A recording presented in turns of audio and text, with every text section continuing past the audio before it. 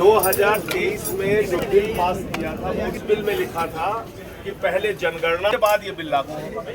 ये मैंने थोड़ी लिखा था भाई। 543 में 33% आरक्षण में चुनाव करा लो, तब नहीं माने ये।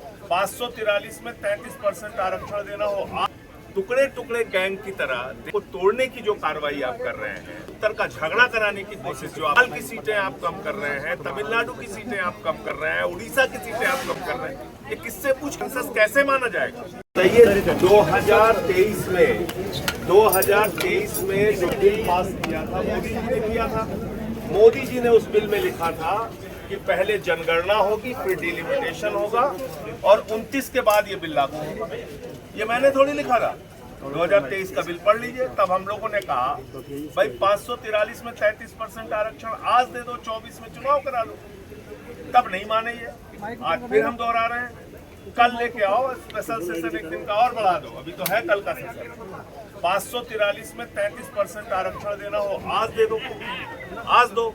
लेकिन आप टुकड़े टुकड़े गैंग की तरह देश के राज्यों को तोड़ने की जो कार्रवाई आप कर रहे हैं, अभी दक्षिण और उत्तर का झगड़ा कराने की कोशिश जो आप कर रहे हैं, बंगाल की सीटें आप कम कर रहे हैं, तमिलनाडु की सीटें आप कम कर रहे हैं, उड़ीसा की सीटें आप कम कर रहे हैं, ये किससे पूछ के कर रहे हैं? किस आधार पर कर रहे हैं?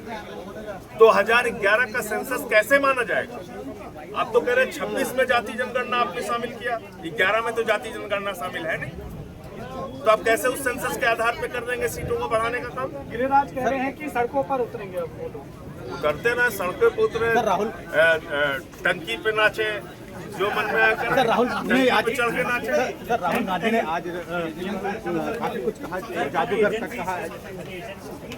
जी क्या कह रहे हैं? राहुल गांधी ने आज सबने अपनी बात कही है और हम सब लोग ये मानते हैं कि भारतीय जनता पार्टी टुकड़े टुकड़े गैंग बन के इस देश को तोड़ने का जो काम कर रही थी, दक्षिण और उत्तर के बीच झगड़ा कराने की जो उनकी साजिश थी, बंगाल, उड़ीसा, तमिलनाडु, केरला जैसे राज्यों को सीटें कम करने की जो उनकी साजिश थी और देश में एक विभाजन पैदा करके झगड़ा कराने की कोशिश को इस बिल को हरा के हम लोगों ने नाकाम किया।